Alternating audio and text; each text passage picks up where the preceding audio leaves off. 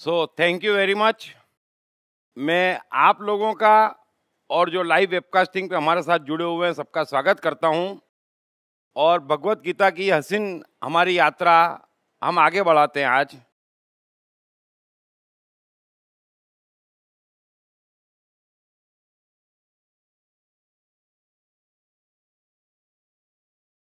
कृष्ण अब तक अर्जुन से 4 बार कह चुके हैं कि तू युद्ध के लिए खड़ा हो जा, यानी कि कृष्ण ने अब तक अपनी तरफ से गीता 4 बार समाप्त कर दी है ये कह के कि अब तू युद्ध के लिए खड़ा हो जा। लेकिन अर्जुन युद्ध करने को राजी नहीं है। कभी वो सवाल पूछ लेता है और कभी कृष्ण उसकी आंखों में देख के खुद जजमेंट ले लेते हैं कि कुछ और बोलना पड़ेगा इसे, शायद तब जाकर ये युद्ध के लिए राजी होगा।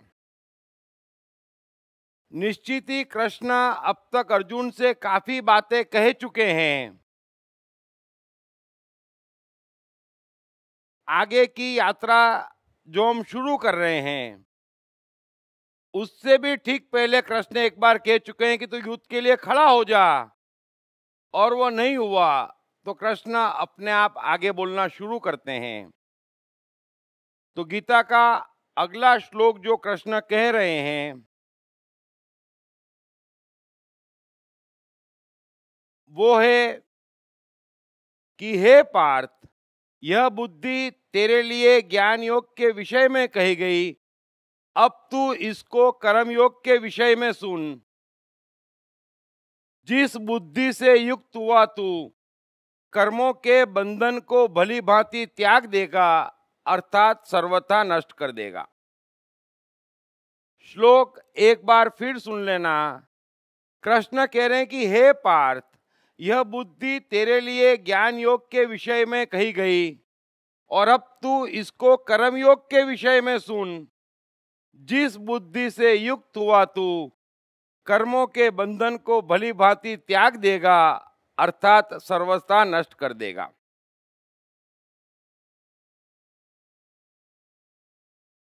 कृष्ण कह रहे कि मैंने अब तक तुझे ज्ञान की काफी बातें कही, लेकिन सब बेकार गई क्योंकि तू युद्ध के लिए राजी नहीं हुआ। मैंने तो तुझसे कह दिया कि न कोई मरता न कोई मारता, तू यह गम व्यर्थ पाल रहा है। मैंने तो तुझसे कह दिया कि पाप पुण्य अच्छा बुरा को समान समझ और युद्ध के लिए खड़ा हो जा, लेकिन तू राजी नहीं हुआ। कृष्ण कह रहे हैं कोई बात नहीं, अगर ज्ञान की बात तेरे गले नहीं उतरी तो चल मैं यही बात तुझे कर्म योग से समझाता हूं, कर्म योग के विषय में समझाता हूं। तो कृष्ण पहली बार इस श्लोक के जरिए कर्म योग के बाबत बोलना शुरू हो रहे हैं। कृष्ण कह रहे हैं कि तू अगर ये बात समझ जाएगा तो कर्म के बंधन से मुक्त हो जाएगा। अर्थात कृष्ण यह स्पष्ट कह रहे हैं कि तेरा दर्द ये युद्ध नहीं है, तेरा दर्द मरना और मारना नहीं है, तेरा गम ये है कि तू युद्ध रूपी कर्म से अपने आप को बंधा पा रहा है। बड़े ध्यान से समझ लेना, ये बात बड़ी ऊंची लेकिन बड़ी सामान्य, साधारण और इंपॉर्टेंट है कि कोई कर्म ऐसा नहीं है जो मनुष्य को परेशान करे। कृष्ण कह रहे हैं कि परेशानी की सारी जड़ कर्म के बंधन में है और तू युद्ध रूपी कर्म से बंध गया है, ये तेरी परेशानी की जड़ है। तू बार बार ये कह रहा है कि कृष्ण अगर मैं युद्ध करूंगा तो पाप को प्राप्त होऊंगा, यानी कि मैं इस कर्म से बंधूंगा। तू ये भी कह रहा है कि मैं इन गुरुजनों को, ताऊ को और भाइयों को कैसे मारूं। एक बार फिर तू कर्म से बंध रहा है। तू ये भी पूछ रहा है कि कृष्ण, हम नहीं जानते कि वो जीतेंगे या हम जीतेंगे। अर्थात अगर तू जीतता हो तो तुझे युद्ध में ऐतराज नहीं है। तुझे जितने भी ऐतराज है वे युद्ध के फल को लेकर है। बड़े ध्यान से समझना, कृष्ण कह रहे हैं कि तू बातें बड़ी बड़ी कर रहा है कि कृष्ण मैं युद्ध नहीं करूंगा, लेकिन तुझे युद्ध से ऐतराज नहीं है, तुझे ऐतराज युद्ध के फल से है। तुमने आज तक न जाने कितने युद्ध किए और कितने वध किए, लेकिन उस समय तेरे सामने ऐसा संकट नहीं था कि तेरी जान पे बना है, तो तुझे युद्ध से कभी भी ऐतराज नहीं हुआ। लेकिन आज तुझे सारे लक्षण विपरीत दिखाई दे रहे हैं। तू डर गया है क्योंकि तू कर्म का फल देख रहा है। श्लोक एक बार फिर समझ लेना कि यह बुद्धि तेरे लिए ज्ञान योग के विषय में कही गई। तुझे समझा तो दिया गया कि लाभ हानि पाप पुण्य को बराबर समझ। अर्जुन ये गलतफहमी दूर कर ले कि तू किसी को मार सकता या कोई तेरे को मार सकता, लेकिन ये ज्ञान की बात तेरी समझ में नहीं आई। तो चल यही बात तुझे कर्म के सिद्धांत से, कर्म योग से समझाता हूं, और उस विषय में तू ये स्पष्ट समझ ले कि उस बुद्धि से युक्त हुआ तू कर्मों के बंधन को भली भांति त्याग देगा, अर्थात सर्वथा नष्ट कर डालेगा। आप भी डे टू डे में गौर करना, आपकी परेशानी कोई कर्म नहीं है, परेशानी ये है कि इस कर्म का परिणाम क्या आएगा। अगर परिणाम अनुकूल दिखता है, उस समय कोई ऊंची ऊंची बातें नहीं करता है कि अच्छा है कि बुरा। मीठा मीठा सब गपगप हो जाता जब तक परिणाम पॉजिटिव दिखता। अर्जुन ने इन्हीं भाइयों को सताया, मारा, आपस में झगड़े, कोई परेशानी उसे नहीं हुई जब तक परिणाम अच्छा अच्छा दिख रहा था। लेकिन आज जब उसे लग रहा है कि मैं जीत नहीं सकता, वो डर गया तो ऊंची ऊंची बातें कर रहा है। तो कृष्ण कह रहे हैं कि ये जितनी भी ऊंची बातें मनुष्य करता है, और जब भी करता है तब वह इसीलिए करता है कि देखता है कि परिणाम अच्छा नहीं है।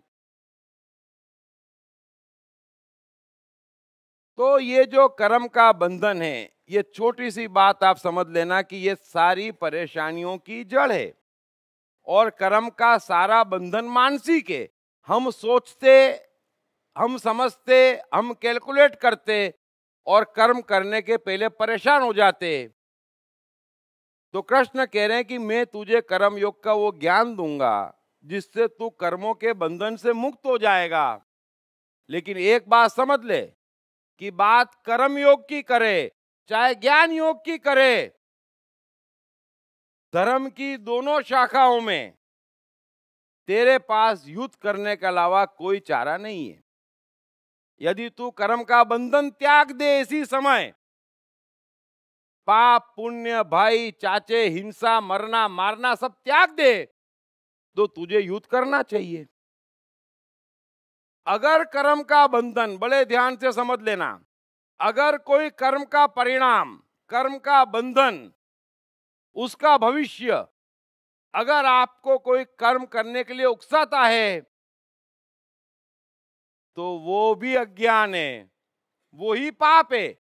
और कोई कर्म का परिणाम अगर आपको कर्म करने से रोकता है तो वो ही पाप है, कर्म पाप नहीं है। तो बाहरी परिणाम तुम्हारे कर्म को करने न करने का जो कारण देता है वो पाप है। बड़ी सीधी और स्पष्ट बात कृष्ण कह रहे हैं। अगर तू परिणाम हटा दे तो तुझे युद्ध से कोई ऐतराज है? निश्चित ही नहीं है। तू राज्य भी चाहता, इनको मारना भी चाहता, और तू एक ही तो काम जानता, मरना और मारना। जीवन भर यही किया है, दूसरा कोई काम तू जानता भी नहीं, यही तेरा स्वधर्म भी है। लेकिन तू डर गया है कर्म के बंधन से।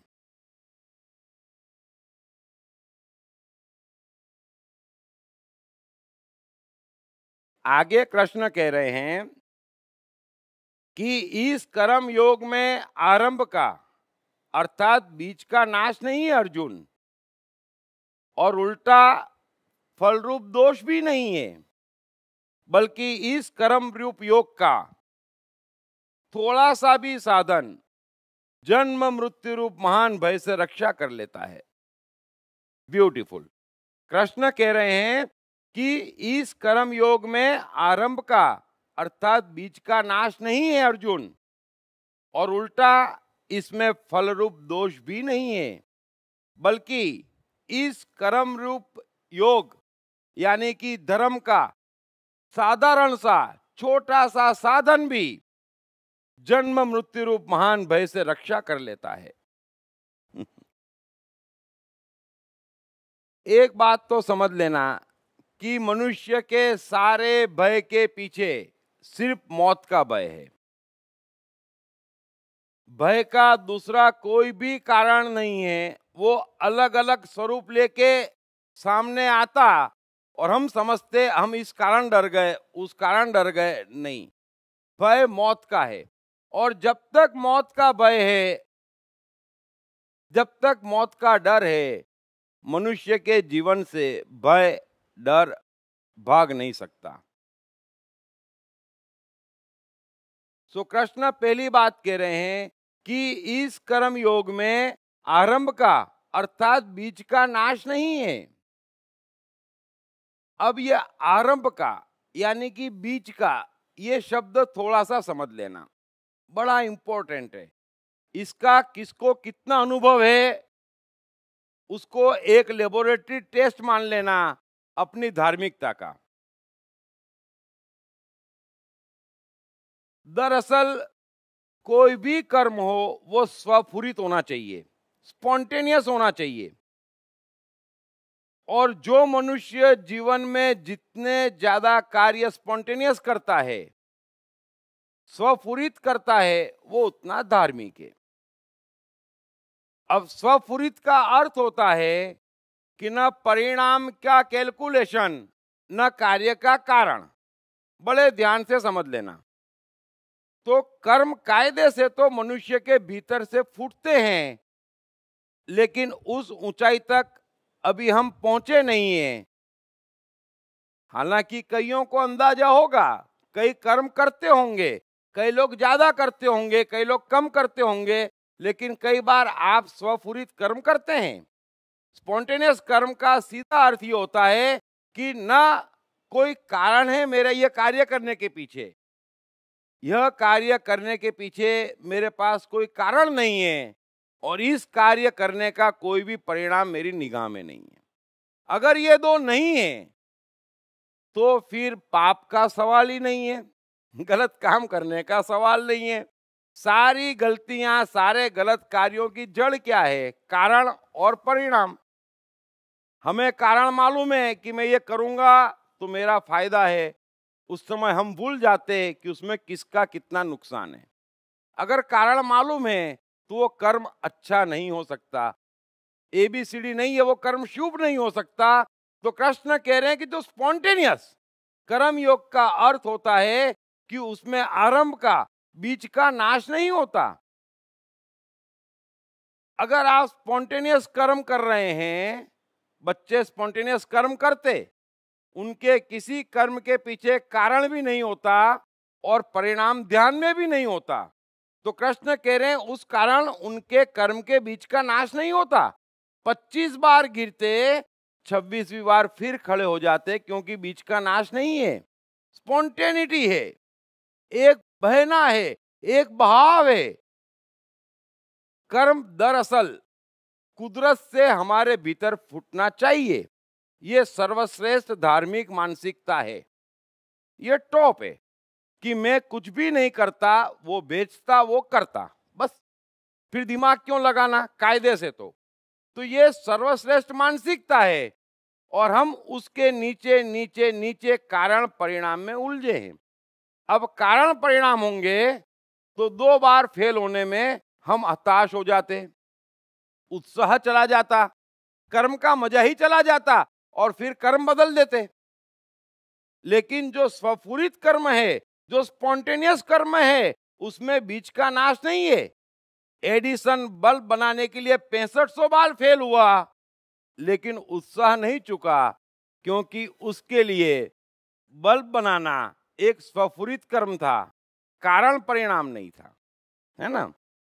तो कृष्ण कह रहे हैं कि इस कर्म योग में आरंभ का नाश नहीं है, लेकिन तू और तेरा ये कर्म जो तू हां कह रहा या ना कह रहा युद्ध के लिए, दोनों कारण परिणाम पे टिके हैं, और क्योंकि वो कारण परिणाम पे टिके हैं इसलिए तू डर गया है।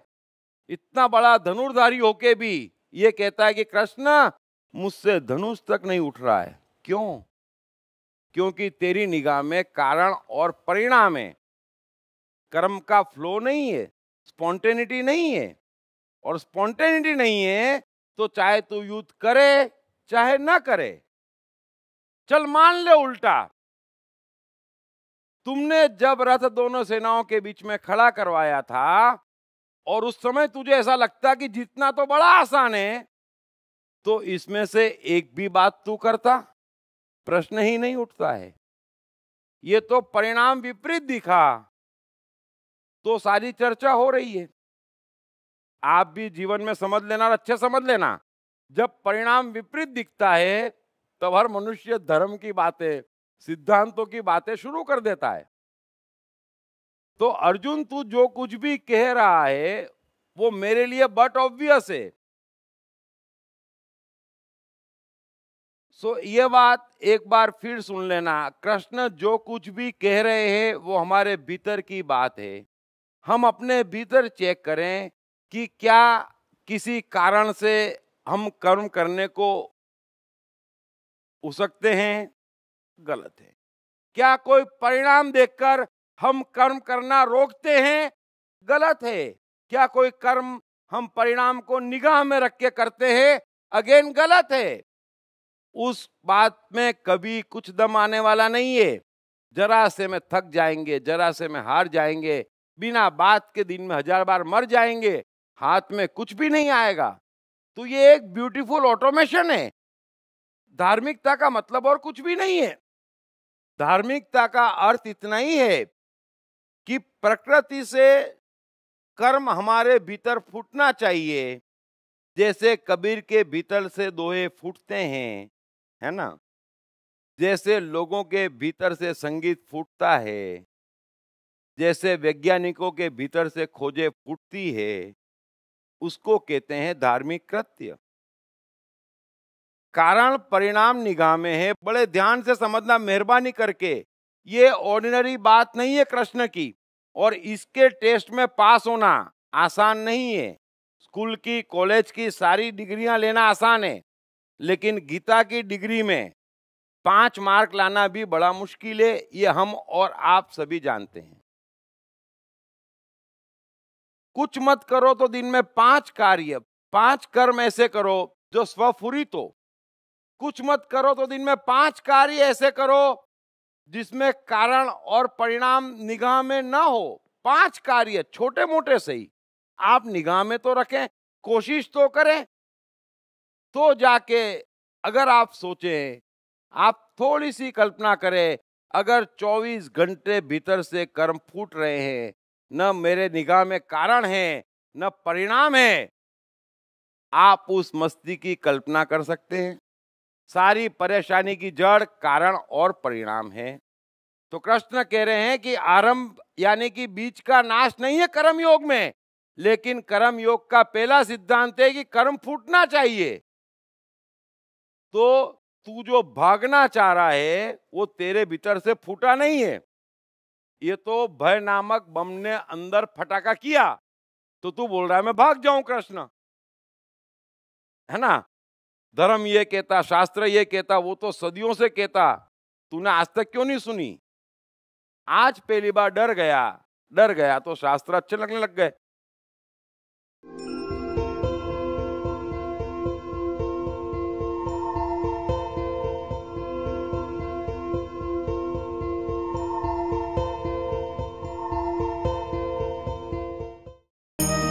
Krishna मन और जीवन के मास्टर।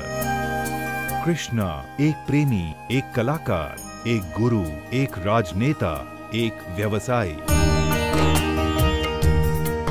कृष्ण शून्य से सृजन करने का एक श्रेष्ठ उदाहरण।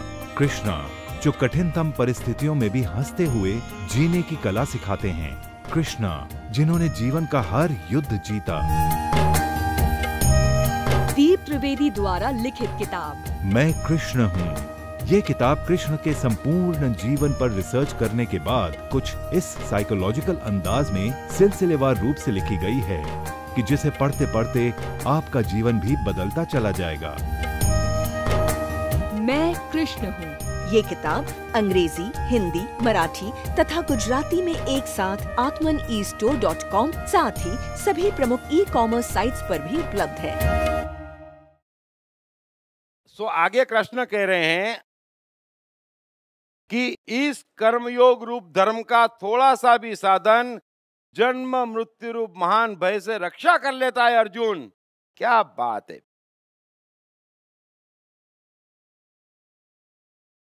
अगर आप स्पॉन्टेनिटी के करीब जाएंगे, अगर जीवन में से कारण परिणाम हटा देंगे, तो आपको कोई डरा नहीं सकता।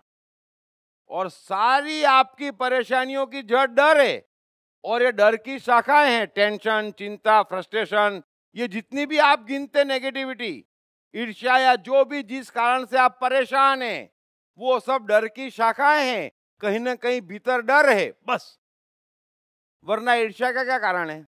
अरे कोई आगे बढ़ गया, मेरा क्या लूट गया, मेरा क्या लूट गया सोचना, लेकिन डर है कि इज्जत उसको मिलेगी।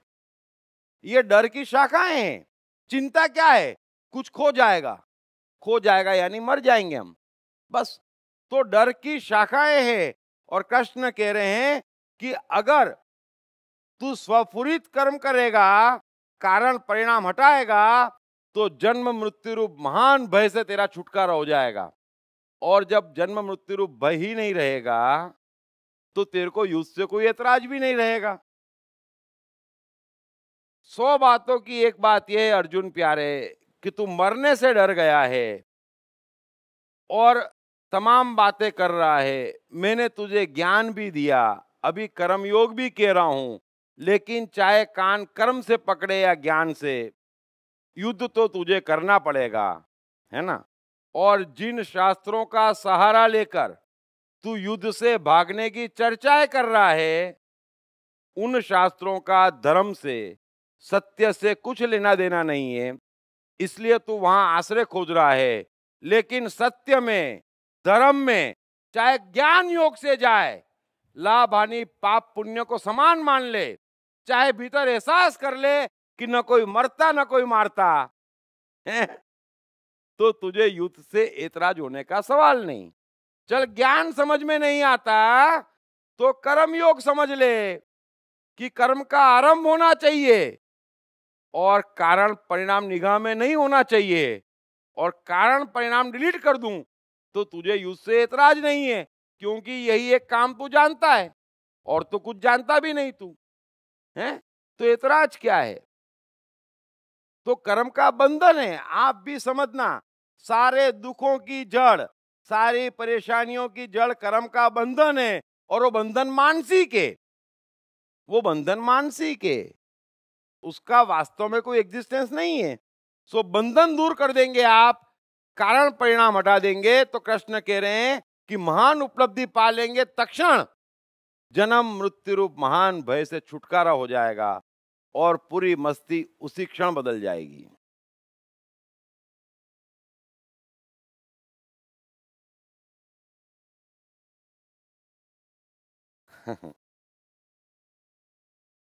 कृष्ण अब कर्म योग की चर्चा कर रहे हैं और कर्म योग को आगे बढ़ाएंगे। अगला श्लोक में कह रहे हैं कि हे अर्जुन, इस कर्म योग में निश्चयात्मिका बुद्धि एक ही होती है। हे अर्जुन, इस कर्म योग में निश्चयात्मिका बुद्धि एक ही होती है, किंतु अस्थिर विचार वाले, विवेकहीन, सकाम मनुष्यों की बुद्धियां निश्चय ही बहुत भेदों वाली और अनंत होती है। ब्यूटीफुल। कृष्ण कह रहे हैं कि अर्जुन, इस कर्म योग में निश्चयात्मक बुद्धि एक ही होती है, किंतु अस्थिर विचार वाले, विवेकहीन, सकाम मनुष्यों की बुद्धियां निश्चय ही बहुत भेदों वाली और अनंत होती है।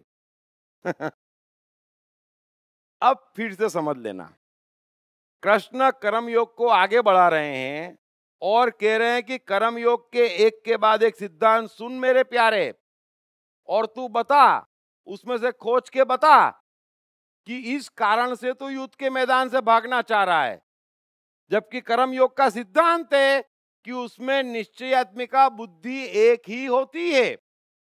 बड़े ध्यान से समझ लेना, कर्म योग का सिद्धांत है कि निश्चयात्मिका बुद्धि एक ही होती है। ये सुख और सफलता का सार है, ये धर्म की ऊंचाई है।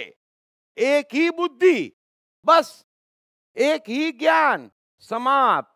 तो कृष्ण कह रहे हैं कि कर्म योग में तो निश्चयात्मिका बुद्धि एक ही होती है, और एक बुद्धि ये है कि युद्ध सामने है, युद्ध करो, न कारण की चिंता न परिणाम की चिंता। उठा तीर, 40-50 साल से तीर चला रहा है और सामने तीर आ रहे हैं, कोई नई बात तो है नहीं तेरे लिए। उठा तीर और चला, गा गाना कि नाना नाना ना रे ना रे, और चला दे तीर। सामने जितने मरते हैं मरने दे, उनके तीर तेरे को लगे और तू मरे तो मर जा, कोई फर्क नहीं है। निश्चयात्मिका बुद्धि एक ही है कि सामने युद्ध और युद्ध करना है। लेकिन कृष्ण कह रहे हैं, लेकिन विवेकहीन, जिनका विवेक ही मर गया है, जो सकाम यानी तमाम कामनाओं से भरे हैं, उनकी बुद्धि बड़ी भेदों वाली और अनंत होती है। उनको हर कार्य के पीछे हजार कारण और लाखों परिणाम दिखते हैं। उनकी बुद्धि जने क्या सोचती रहती है, और यही हर आदमी की परेशानी है। मनुष्य असफल हो जाए, ये बात वास्तव में न कृष्ण मानने को तैयार न मैं मानने को तैयार, लेकिन परिणाम हमारी आंख के सामने है कि मनुष्य असफल है, और एकमात्र कारण उसको सत्य का, साइकोलॉजी का, अपने मन का, जीवन का कुछ भी पता नहीं है। अब दो बातें बड़े अच्छे से समझ लीजिए, एक बार फिर अपने भीतर अपने को जांच लीजिए। कृष्ण तो क्वेश्चन पेपर दे रहे हैं, हमारी बाबत है, हमको ही सोल्व करके समझना है कि हम कहाँ खड़े हैं, है ना। अभी जब कृष्ण से बात करेंगे तो कृष्ण ये नहीं पूछेंगे कितने रोजे रखे, कितना मंदिर गए, कितनी अंगूठियां पहनी हैं, वो तो कोई धार्मिकता की निशानी हुई नहीं। कृष्ण कह रहे हैं, मैं तो सीधा टेस्ट तुम्हारे मन का ले रहा हूं, तुम तय करो कि तुम्हारी निश्चयात्मिका बुद्धि एक है कि अनेक है। अगर अनेक है तो तुम विवेकहीन हो, सकामी हो, अधार्मिक हो। अब जीवन का सत्य समझना, मैं अभी यहां पर बैठा हूं, मेरा शरीर इस समय दूसरी किसी जगह पर नहीं हो सकता, ये तय है, ये तय है।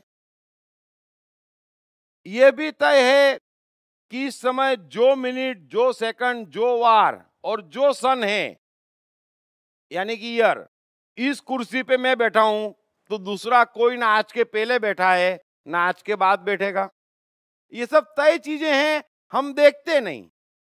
अब मैं यहां पर बैठा हूं और मैं कृष्ण की गीता समझाने की कोशिश कर रहा हूं। अब मेरी निश्चयात्मिका बुद्धि भेदों वाली होगी, है ना। मेरी चिंता घर पे भी लगी होगी, बिजनेस में भी लगी होगी, लोगों पे भी लगी होगी। हजार विचार आ रहे होंगे और जा रहे होंगे कि इनकी रिकॉर्डिंग कैसे होगी, सुनने वाला क्या लगेगा, कल क्या मिलेगा। अरे मिलेगा खोएगा नहीं, ये लेक्चर है, हम यहाँ बैठे हैं और उसको खेलना है, मजे लेना है, बस। निश्चयात्मिका बुद्धि एक होना चाहिए, लेकिन हमारी बुद्धि अनेक भेदों वाली, हमें समझते ही नहीं कि हम एक बार में एक कार्य कर सकते और एक जगह रह सकते आप एक बार में एक जगह ले लीजिए, जगह कोई भी हो, फर्क नहीं पड़ता, है ना। फिर ये मत समझना एक जगह हिमालय होनी चाहिए, ठंड में मर जाएंगे, है ना। एक जगह कोई भी हो और एक कार्य कोई भी हो, कृष्ण कह रहे हैं ऐसी निश्चयात्मिका बुद्धि वाला व्यक्ति कर्मयोगी है। उसको दुखी करने का, उसको असफल करने का तुम्हारे पास उपाय नहीं है। लेकिन विवेकहीन जो इतना भी सेंस नहीं वापरते कि एक बार में हम एक जगह हो सकते, एक बार में एक कार्य कर सकते, है ना। अगर हम ऑफिस पे बैठे हैं और कोई फाइल देख रहे हैं तो फाइल ही देख सकते। अब फाइल देखते देखते हम 10 चिंताएं दूसरी करेंगे तो फाइल नहीं देख पाएंगे, बड़ी साधारण बात है। अब इसमें ईश्वर, धर्म, कामना, लेकिन हमारा तो गणित ऐसा है कि हमको सिखाया जाता कि put all the eggs in one basket. आप रख के दिखा दो, सभी ने रखे हुए हैं। किसी के जीवन में कोई चीज बाकी नहीं है और पूरा झमेला लेके हर काम करता हो। जब हम कार्य करते, कोई बड़े ध्यान से समझना, तो उस कार्य में हमारा ध्यान 5% रहता, 7% रहता, 8% रहता, और बाकी सोमवार, मंगलवार, हिंदू सब हमारे साथ चलते। हमारा परिवार, हमारा खानदान, हमारी इज्जत, हमारा भविष्य, हमारा स्वास्थ्य, सब कुछ हमारे साथ चलता। फिर हम रोते, मैं सब कुछ तो ठीक करता हूं, है, धार्मिक भी हूं, मंदिर भी जाता, सामाजिक भी हूं, माँ बाप की सेवा भी करता, लेकिन तू करता करता और नहीं करता, ये परेशानी है। एक बार में एक काम कर ले। माता पिता के पास बैठा है, बिजनेस का फोन उठाए मत, बस इतनी सी तो बात है, तो सेवा कर पाएगा। निश्चयात्मिका बुद्धि एक होगी, इतना विवेक रख ले कि तू एक बार में एक जगह हो सकता, एक बार में एक कार्य कर सकता, बस वो धर्म है। और अधर्म है अनेक कार्य, अनेक भेद, सब कुछ हमको चाहिए, एक साथ चाहिए, और सब कुछ हम लेके चलते हैं। अरे मैंने किसी को 2 मिनट ध्यान से टीवी देखते नहीं देखा है।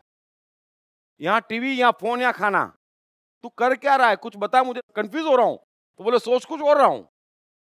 इतना तो तुम देख रहे हो, इसके अलावा बहुत कुछ चल रहा है। अब ऐसी बुद्धि वाला व्यक्ति सफलता कैसे पाएगा?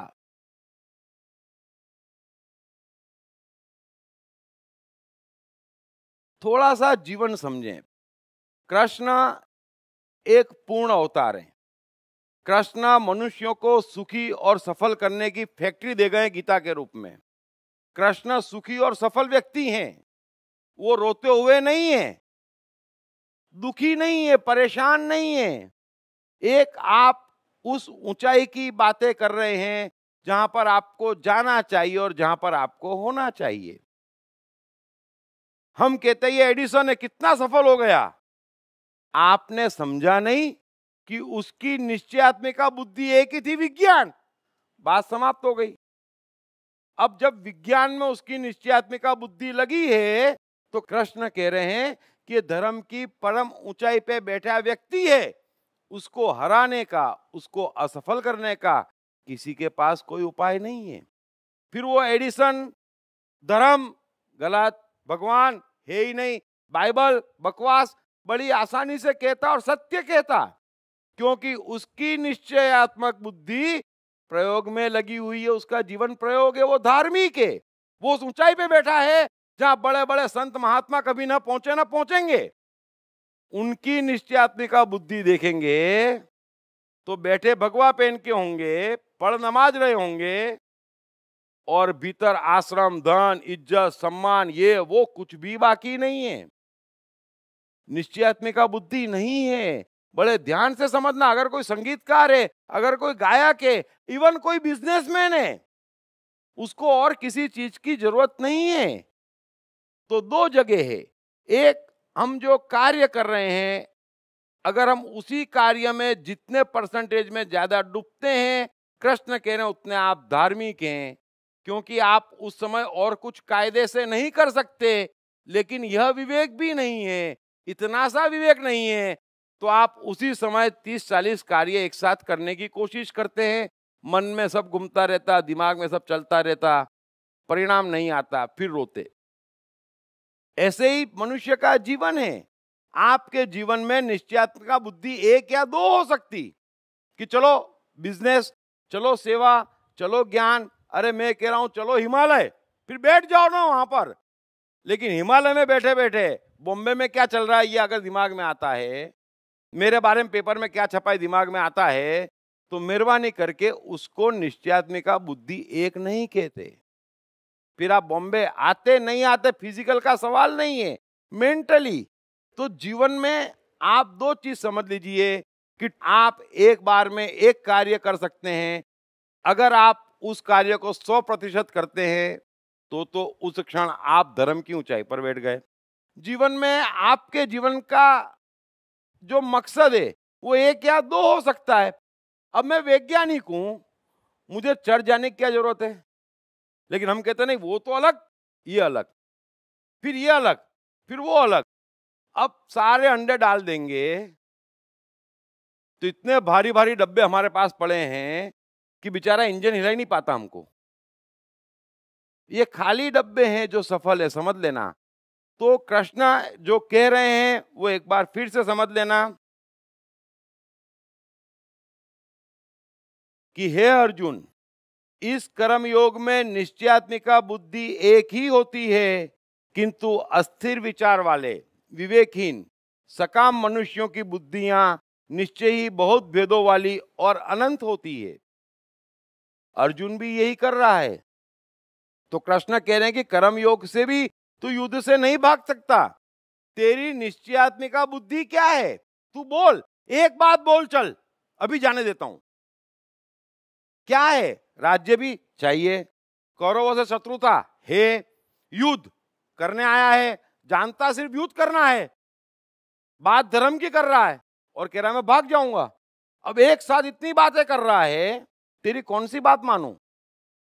समझ लेना कितनी बातें कर रहा है वो एक साथ। उसकी निश्चयात्मिका बुद्धि कहां है? तो कृष्ण कह रहे कि तू अभी जो परेशान है, तू जो इस संकट में गिरा है, उसका एकमात्र कारण है कि इस समय तेरी बुद्धि अनेक भेदों वाली हो चुकी है। जब तेरी बुद्धि में भेद नहीं था तब तू कैसे तीर चलाता था? एक बार कभी नहीं सोचा कितने मरे और कौन मरे? उन्हें मारना जरूरी था या नहीं, ये भी तुमने आज तक नहीं सोचा। जब तेरी निश्चयात्मिका बुद्धि एक थी तब तो तूने कोई सवाल कभी किसी से नहीं पूछा। आज इतने सवाल इसलिए हैं कि तेरी बुद्धि भेदों वाली हो गई है। आप भी जीवन में समझ लेना, जब जब हम क्या करूं क्या करूं, क्या होगा, मतलब हमारे दिमाग में हजार चीजें घूम रही है। अगर एक ही चीज घूम रही है और एक ही काम करना है तो आप कभी किसी से नहीं पूछेंगे कि मैं क्या करूं। नहीं।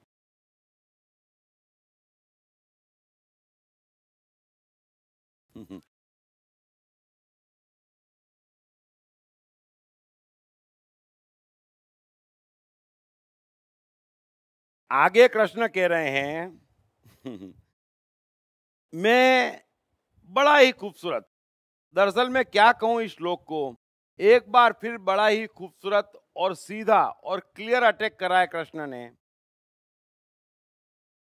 कृष्ण की बात में कहीं कोई जगह नहीं छोड़ी उन्होंने कि जहां से आप कोई उसका दूसरा अर्थ निकाल सकें।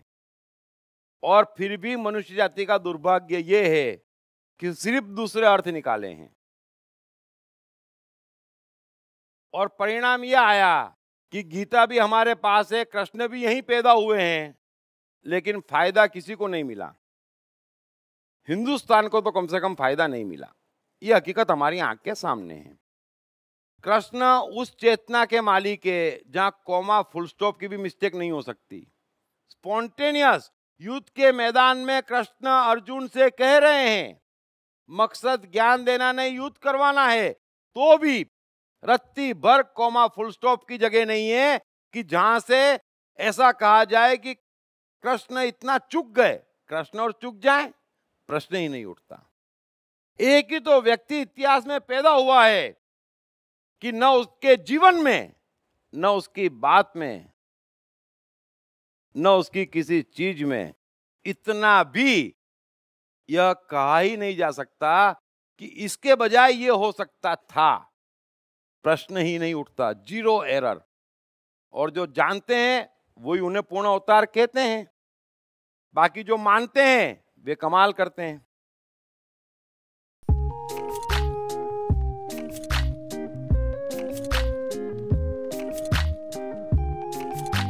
हाय, मेरा नाम शील कुमार अवस्थी है और मैं बैंक में काम करता हूँ as a senior manager. My name is Omkar Kulkarni and I'm a engineering student. मेरा नाम जयराम प्रसाद है, मैं सेल्फ एम्प्लॉयड हूँ। मैंने इनकी बुक पढ़ी I am the mind. Sir ने I am the mind book में बहुत क्लियरली मेंशन किया है कि माइंड किस तरीके से वर्क करता है, कैसे प्रॉब्लम्स को क्रिएट करता है और इसका सोल्यूशन क्या है लाइफ में। It's a really great book that I've come across in so many years. I've read many books but this one stands apart. इस पुस्तक की सरल भाषा, साधारण ढंग से मन का क्लासिफिकेशन ने मुझे बहुत प्रभावित किया है। I have read the book. It clearly identifies, explains the difference between your brain and the mind. All the 7 states of the mind are clearly defined in that book and that's the best thing about the book. So it's a very nice book written in a very clear language. मेरा तो मानना है, मैं मन हूँ पुस्तक, हर व्यक्ति को पढ़ना चाहिए। ये जिंदगी को आसान बनाने का सरलतम तरीका है। अगर ये आई एम द माइंड एक बार समझ में आ गई, it is going to make the magic in the life.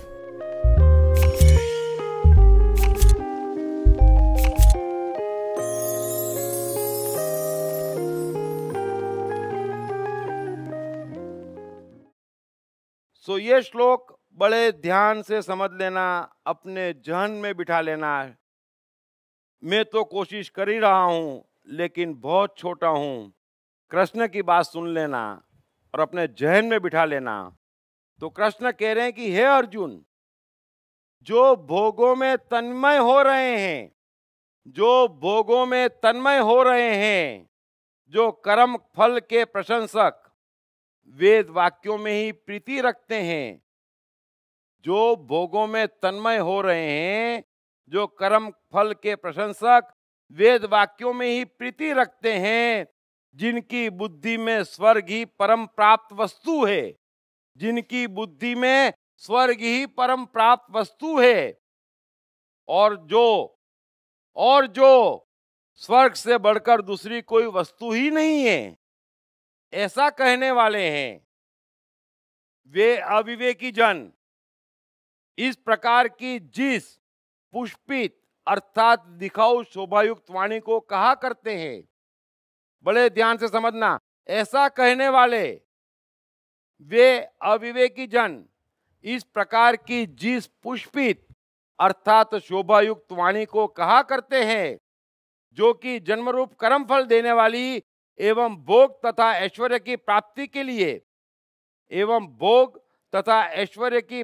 के लिए नाना प्रकार की बहुत सी क्रियाओं का वर्णन करने वाली है, और उस वाणी द्वारा जिनका चित्त हर लिया गया है, जो भोग और ऐश्वर्य में अत्यंत आसक्त है, उन महापुरुषों की परमात्मा में निश्चयात्मिका बुद्धि नहीं है। अर्जुन, हे अर्जुन, वेद उपयुक्त प्रकार से तीनों गुणों के कार्य रूप समस्त भोगों एवं उनके साधनों का प्रतिपादन करने वाले हैं। इसलिए तू उन भोगों एवं उनके साधनों में आसक्तिहीन, हर शोकादि द्वंद्वों से रहित, नित्य वस्तु परमात्मा में स्थित, योग क्षेम को न चाहने वाला और स्वाधीन अंतःकरण वाला हो। सब ओर से परिपूर्ण जलाशय के प्राप्त हो जाने पर छोटे जलाशय में मनुष्य का जितना प्रयोजन रहता है, ब्रह्म को तत्व से जानने वाले ब्राह्मण का भी समस्त वेदों में उतना ही प्रयोजन रहता है। ब्यूटीफुल। अभी कृष्ण कर्म योग की चर्चा कर रहे हैं। अर्जुन, वेदों में क्या लिखा और शास्त्रों में क्या लिखा और क्यों वेदों और शास्त्रों के हिसाब से ये युद्ध करना पाप है और गलत है, यह कृष्ण को समझा चुका है। अब कृष्ण कह रहे हैं कि अर्जुन, मैंने तेरी वो बात भी सुनी, तुझे ज्ञान भी दिया, ज्ञान योग भी समझाया, अब कर्म योग समझा रहा हूं।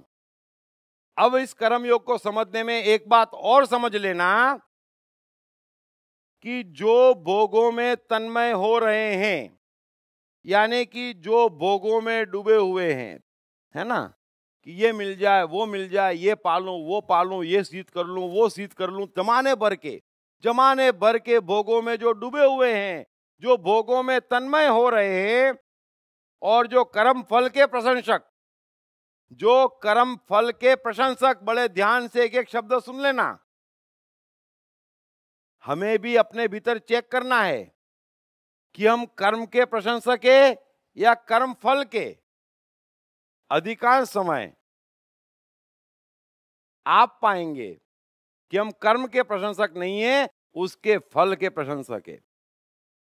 तो कृष्ण क्या कह रहे हैं कि जो भोगों में तन्मय हो रहे हैं कि ये पालूं ये छीन लूं, वो आ जाए ये आ जाए, ये न खो जाए वो न खो जाए, जो कर्म फल के प्रशंसक है, कर्म के नहीं है, जिनकी रुचि फल में है कर्म में नहीं है, वे वेद वाक्यों में ही प्रीति रखते हैं। वो लोग वेदों में बड़ा रस लेते। वेद यानी सारे शास्त्र आ गए, और ये मत समझना कि सिर्फ हिंदू शास्त्र की बात कर रहे हैं कृष्ण। दुनिया का कोई भी शास्त्र, किसी भी धर्म का, किसी भी युग का, किसी भी जमाने में किसने भी लिखा है, कृष्ण कह रहे हैं कि ऐसे लोग शास्त्रों में रस लेते हैं। बड़े ध्यान से समझना कृष्ण क्या कह रहे हैं। अर्जुन ने शास्त्र ज्ञान बहुत जाड़ा कृष्ण पे। कृष्ण तो राजी नहीं हुए अर्जुन से, लेकिन अब क्लियर आईना दिखा रहे हैं अर्जुन को कि सुन ले तू, जो भोगों में तन्मय हो रहे हैं, जिनका रस कर्म के फल में है, वे शास्त्रों में ही रुचि दिखाते हैं, उनकी प्रीति सिर्फ शास्त्रों में होती है। वे ये मानते हैं जिनकी बुद्धि में स्वर्ग ही परम प्राप्य वस्तु है, और जो स्वर्ग से बढ़कर दूसरी कोई वस्तु ही नहीं है, ऐसा कहने वाले हैं। कृष्ण कह रहे कि वे ही लोग कहते हैं और वे ही लोग कहा करते हैं, है ना, जहन्नुम, जन्नत, स्वर्ग, नर्क, और वो ये समझते हैं कि स्वर्ग से बढ़कर कुछ है ही नहीं। अगर मनुष्य जीवन में कुछ पाना है तो स्वर्ग पाना है। सारे शास्त्र कृष्ण कह रहे हैं कि ऐसी ही बातें करते, और ये शास्त्रों में मानने वाले भी ऐसा ही सोचते कि स्वर्ग ही परम प्राप्त वस्तु है और उससे बढ़कर तो कुछ है ही नहीं। कृष्ण कह रहे हैं कि ऐसा कहने वाले वे अविवेकी जन। अब 100 में से आज की तारीख में भी 85 लोग शास्त्रों से आकर्षित है और शास्त्रों की ही बातें करते हैं। कृष्ण कह रहे हैं कि वे अविवेकी जन हैं, उनका विवेक खो गया है। ऐसा कहने वाले हैं वे अविवेकी जन, इस प्रकार की जिस पुष्पित अर्थात दिखाऊ शोभायुक्त वाणी को कहा करते हैं। ब्यूटीफुल, पुष्पित यानी बड़े श्रृंगार रस से भरी हुई, है ना, एक से एक अट्रैक्शनों से। ये फ्लिपकार्ट और अमेज़न क्या डील देंगे, उससे बेहतर डील संसार के सारे शास्त्र देते हैं। आप पढ़ देना कोई भी शास्त्र बिना अपवाद के। तो कृष्ण कह रहे हैं कि पुष्पित वाणी से भरी हुई, दिखाऊ शोभायुक्त वाणी से भरी हुई, कहीं जगह नहीं छोड़ रहे हैं। उसके बाद भी न भारत में कुछ हुआ न दुनिया में कुछ हुआ। तो कृष्ण कह रहे हैं कि वे अविवेकी जन इस प्रकार की जिस पुष्पित अर्थात दिखाऊ शोभायुक्त वाणी को कहा करते हैं, जो कि जन्म रूप कर्म फल देने वाली एवं भोग तथा ऐश्वर्य की प्राप्ति के लिए नाना प्रकार की बहुत सी क्रियाओं का वर्णन करने वाली है। ब्यूटीफुल। कृष्ण कह रहे कि इन शास्त्रों में क्या है अर्जुन, जिसके बल पे तू मुझ पर रुआब झाड़ रहा था कि कृष्ण शास्त्रों में लिखा है कि ये पाप है, मैं संकीर्णता को प्राप्त हो जाऊंगा, ये महापाप है, मेरा खानदान का विनाश हो जाएगा, मैं भाइयों को नहीं मार सकता।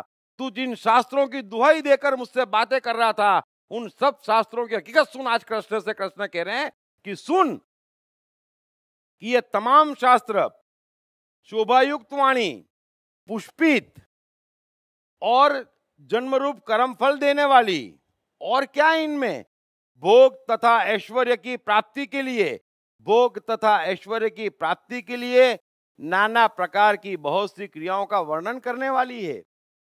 और क्या है शास्त्रों में? और ये जब कृष्ण कह रहे हैं तो 1, 2, 5, 50 शास्त्रों की बात नहीं कर रहे हैं।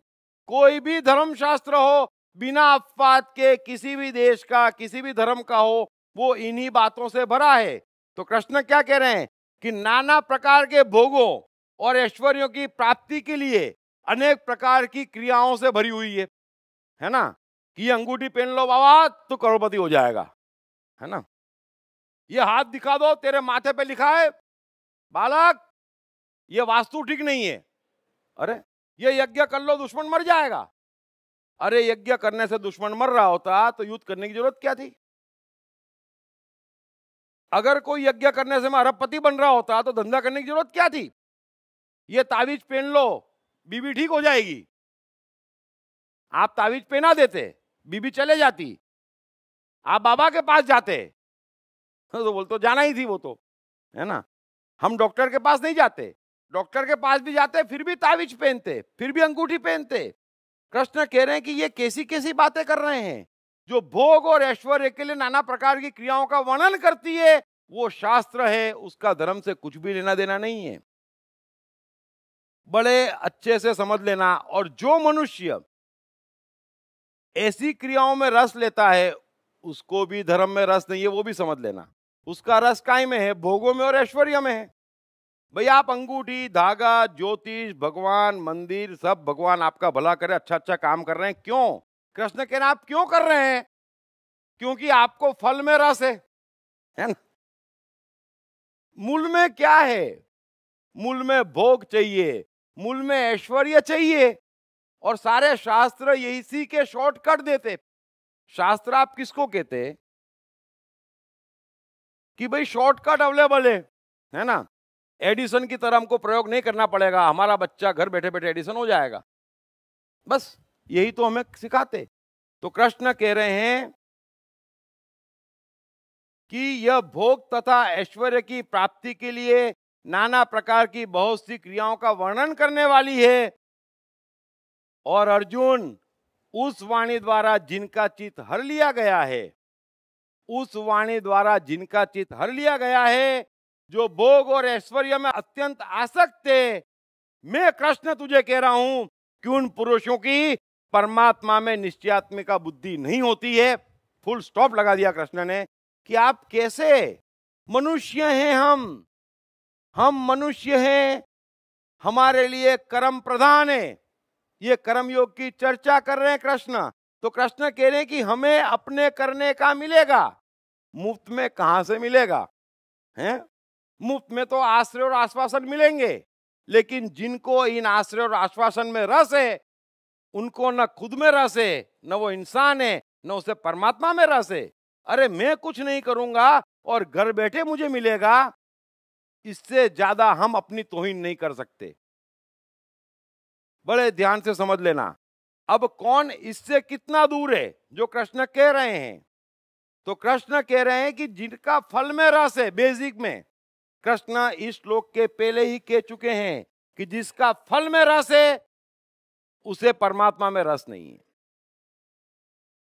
और ये सारे शास्त्र फल की लालच दे रहे हैं। और जिसको जितना फल में रस है, और आपका भी अनुभव होगा, आसपास वालों को देखते भी होंगे, जितने कष्ट बढ़ते उतनी अंगूठियां बढ़ती है। ये बड़ा सीधा सिद्धांत है धर्म का। तो कृष्ण दो बातों का क्लियर भेद कर रहे हैं कि वास्तव में कर्म योग में कारण परिणाम नहीं है। जिसके दिमाग में फल है वो कर्मयोगी नहीं है। और तू जिन शास्त्रों की बात कर रहा है वे तो भोग और ऐश्वर्य की प्राप्ति के लिए नाना प्रकार की क्रियाओं से भरे हैं। और जिनका उनमें रस है उनके लिए मैं एक ही बात कहूंगा कि उन्हें परमात्मा में रस नहीं है। आगे कृष्ण क्या कह रहे हैं बड़े ध्यान से समझना। कृष्ण दबंगई से, पूरी स्पष्टता से, एक अच्छी आवाज में कह रहे हैं कि हे अर्जुन, वेद उपयुक्त प्रकार से तीनों गुणों के कार्य रूप समस्त भोगों एवं उनके साधनों का प्रतिपादन करने वाले हैं। तमाम शास्त्र इसी से भरे हैं अर्जुन। भोग और ऐश्वर्य की प्राप्ति के लिए नाना प्रकार की जादुई क्रियाओं का वर्णन से भरे हुए हैं। जो इनसे आकर्षित हो रहा है वो कर्मयोगी नहीं है, वो कर्म से भाग रहा है, वो शॉर्टकट ढूंढ रहा है। वो चाहे जो कर ले, न तो कुछ पा सकता न हंस सकता, और जो कुछ उसने कर्मों से पाया है उसमें भी मोह में फंसता चला जाएगा और लेकिन वो कभी सुखी, सफल और शांति नहीं पा सकता। और हे अर्जुन, वेद उपयुक्त प्रकार से तीनों गुणों के कार्य रूप समस्त भोगों एवं उनके साधनों का प्रतिपादन करने वाले हैं। अतः तू उन भोगों एवं उनके साधनों में आसक्तिहीन हो जा। तू उन भोगों में कि ये मिलेगा और उन साधनों में कि ये क्रिया करूंगा, दोनों में आसक्तिहीन हो जा, क्योंकि ये दोनों की बुनियाद एक सफेद झूठ पे खड़ी है, एक अज्ञान पे खड़ी है।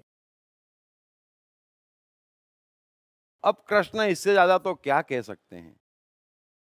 यही गीता हम पढ़ते हैं सदियों से। यही गीता वो लोग पढ़ाते हैं जो इसी के नाम पे दुकान चलाते हैं। इससे बड़ा कृष्ण का अपमान नहीं हो सकता। अगर कोई कृष्ण के नाम पे भी दुकान चलती, उससे बड़ा तो कृष्ण का अपमान ही नहीं हो सकता। हम इतना आगे बढ़ गए, कृष्ण जैसा व्यक्ति अर्जुन को एक खोटा आश्वासन नहीं दे पा रहा है कि बच्चा मैं खड़ा हूं, तू ऐसा कर ले, तू यो हो जा, तेरा उद्धार हो जाएगा, ले ये ताबीज और कौरवों का नाश हो जाएगा। कृष्ण के पास नहीं है और इन सबके पास है। थोड़ा सा मेहरबानी करके, हमारा जीवन कीमती है, हम मनुष्य है, हमारे लिए कर्म बना है। अरे शेर भी मेहनत करता तब उसे शिकार मिलता है। हम मेहनत से भगते और कहते बाबा कोई ताबीज दे दो, बाबा का घर बनता, हमारे घर उजड़ते। कभी तो हमें जागना पड़ेगा, कभी तो हमें समझना पड़ेगा कि हम मनुष्य हैं कि क्या है। सो कृष्ण कह रहे हैं कि तू उन भोगों एवं उनके साधनों में आसक्तिहीन हो जा, हर्ष शोकादि द्वंद्वों से रहित, खुशी और दुख से दूर हो जा, सुख दुख से दूर हो जा और नित्य वस्तु परमात्मा में स्थित हो जा। ये योग क्षेम को न चाहने वाला, ब्यूटीफुल, नित्य वस्तु परमात्मा में स्थित हो जा। योग क्षेम को न चाहने वाला और स्वाधीन अंतःकरण वाला हो, ब्यूटीफुल। योग क्षेम शब्द तो आगे जब कृष्ण जाएंगे डिटेल में तो आपको समझाऊंगा, क्योंकि काफी लंबा हो जाएगा। लेकिन योग क्षेम का मतलब यह होता है कि अगर मैं कोई भी कर्म फल को निगाह में रखकर नहीं कर रहा हूं, अगर मेरे किसी भी कर्म के पीछे कारण या परिणाम निगाह में नहीं है, तो जो कुछ भी मेरे पास है उसमें से जो नहीं होना चाहिए वो अपने आप चला जाएगा, और जो पाने जैसा है और मेरे पास नहीं है वो मुझे अपने आप मिल जाएगा, अगर मैं कोई भी कार्य कारण और परिणाम को ध्यान में रख के नहीं करता हूं। तो हमारे योग क्षेम की, दरअसल हमें क्या मिलना योग्य है और हमसे क्या बिछड़ना योग्य है, ये कुदरत की ब्यूटीफुल लीला ही तय करती। हम बीच में आते फल की आशा में और खुद तय करते कारण परिणाम की खोज से, इसलिए हम परेशान हैं। मनुष्य धार्मिक वो है जिसके पास वो सब कुछ है जो होना चाहिए, और ऐसा कुछ भी नहीं है जो नहीं होना चाहिए। बाकी कोई परिभाषा धर्म की नहीं है। अब अगर हमारे पास 100 में से 99 चीजें खराब है तो हम उतने अधार्मिक हैं, है ना। तो कृष्ण कह रहे हैं कि नित्य परमात्मा में स्थित हो जा। योग क्षेम को चाहने वाला मत हो कि ये यूं धर जाए, ये हो जाए, वो तू डिसाइड मत करे, तू कुछ तय मत करे, तू कारण परिणाम के कारण तय करेगा और भटकेगा। अतः तू स्वाधीन अंतःकरण वाला हो। 100 बातों की एक बात समझ लेना जो कृष्ण कह रहे हैं कि तू स्वाधीन अंतःकरण वाला हो। अरे मेरा मन, मेरी बुद्धि, मेरा शरीर, मेरा जीवन, उस पे मेरा अधिकार होना चाहिए। मैं क्यों किसी के आगे हाथ फैलाऊं? पहली बात। मैं क्यों किसी चमत्कार के आश्रय रहूं? दूसरी बात। कोई क्यों मुझे दे जाएगा? कोई कैसे मुझे दे सकता? मेरा जीवन स्वाधीन अंतःकरण वाला। अरे मेरे को तो इतने साल गुजर गए, कोई जीवन में ऊंच नीच नहीं होती होगी क्या? तो क्या कोई बाबा के पास जाएंगे, कोई मंत्र पढ़ेंगे, कोई रोजे रखेंगे, उससे ठीक हो जाएगा? अरे इतनी सी बात हम क्यों नहीं समझते कि 100 में से 90 लोग ऐसा कर रहे हैं और वही 90 ज्यादा दुखी हैं। और क्या लेबोरेटरी टेस्ट चाहिए हमको? हमें अपना भगवान खुद बनना पड़ेगा। कृष्ण कह रहे हैं कि तू स्वाधीन अंतःकरण वाला हो। तू ये मत बोल कि शास्त्र ऐसा कहते, ये ऐसा कहते, कुछ मतलब नहीं है। तेरी आत्मा क्या कहती वो बता। तू खुद सोच, तू खुद अपने भीतर जा, तू भीतर से तय कर तू क्या कहता। और अभी तेरी हालत ये है कि तू एक बात ही नहीं कह रहा, हर मिनट बात चेंज कर रहा है और 50 तरह तरह की बातें कर रहा है। पहले तय तो कर कि तू क्या चाहता। और अंत में कृष्ण कह रहे हैं कि हे अर्जुन, जैसे सब ओर से परिपूर्ण जलाशय के प्राप्त हो जाने पर, ब्यूटीफुल, जैसे सब ओर से परिपूर्ण जलाशय के प्राप्त हो जाने पर छोटे से जलाशय में मनुष्य का जितना प्रयोजन रहता है, ब्रह्म को तत्व से जानने वाले ब्राह्मण का समस्त वेदों में उतना ही प्रयोजन रह जाता है। ब्यूटीफुल। कृष्ण कह रहे हैं कि पागल अर्जुन, अरे मेरे प्यारे, तू सीधी सी बात क्यों नहीं समझ रहा है? एक सीधी सी बात, तू अविवेकी क्यों हो रहा है? अरे जिसकी अंतरात्मा जग गई, जो स्वाधीन अंतःकरण वाला हो गया, जिसने संपूर्ण जलाशय पा लिया, जिसने समुद्र पा लिया, वो छोटे से तालाब में, छोटे से नाले में क्या रस लेगा? वेदों में रस वो ले रहे हैं जो छोटे से नाले में जी रहे हैं। और मैं तुझे समुद्र देना चाहता हूं। तेरे भीतर समुद्र है, तू स्वाधीन अंतःकरण वाला हो जा। मेरी बात सुन अर्जुन। कृष्ण वाकई इससे ज्यादा नहीं कह सकते अर्जुन से। कृष्ण कह रहे हैं कि सब ओर से परिपूर्ण जलाशय के प्राप्त हो जाने पर छोटे जलाशय में मनुष्यों का जितना प्रयोजन रहता है, हैं? सब कुछ प्राप्त हो गया। चलो जलाशय की भाषा नहीं समझते तो ये समझे कि आप बिल गेट्स हो गए या धीरूभाई अंबानी हो गए, फिर 5000 रुपए में आपका क्या प्रयोजन रह जाएगा?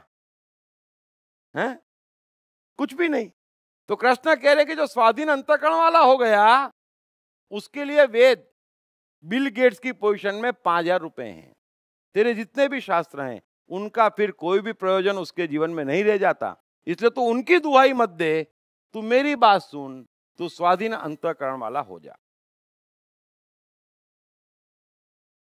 अब इसमें किसी को सवाल हो तो पूछ लो, फिर हम ब्रेक करेंगे और ब्रेक के बाद में इस हसीन यात्रा को एक अच्छी ऊंचाई देंगे।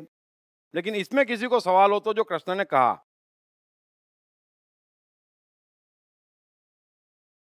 कोई सवाल है? वैसे तो क्लियर है, फिर भी क्लियर है ना? तो हम आगे की यात्रा 10 मिनट का ब्रेक करने बाद शुरू करें, है ना? Thank you very much, thank you very much.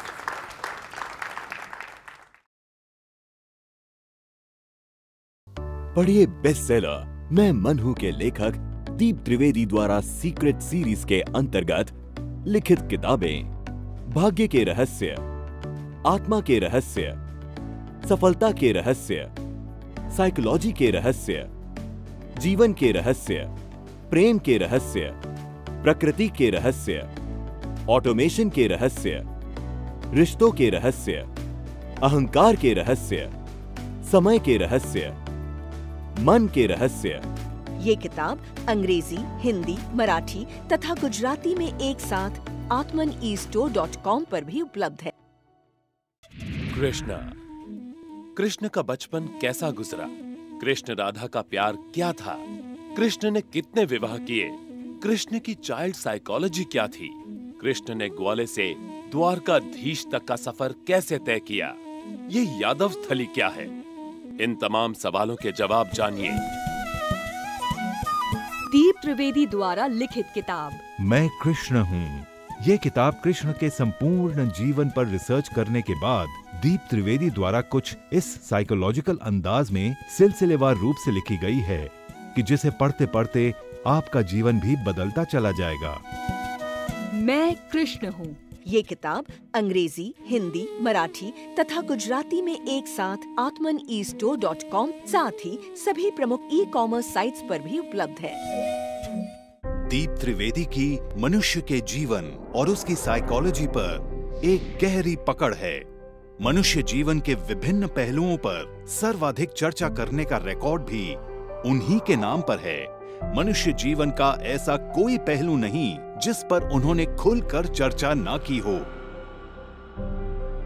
जैसे कि path of life, personality, complex, guilt, love, expectation, partiality, acceptance, fear, hypocrisy, creativity, wealth, who is God, concentration, confusion, power of transformation, joy and success, mind and brain, day sleep, natural intelligence, change your future, ego, non-violence, freedom, तथा दीप talks ताओ ते चिंग के अंतर्गत दीप त्रिवेदी द्वारा मशहूर Chinese philosopher लाओ त्से के महान सूत्रों पर चर्चा, परिचय, समय, मन, सफलता, संकट, धर्म, राजनीति और दीप टॉक्स भगवत गीता के अंतर्गत जीवन की किसी भी समस्या से निपटने के लिए दीप त्रिवेदी द्वारा भगवत गीता के संपूर्ण 18 अध्याय पर चर्चा।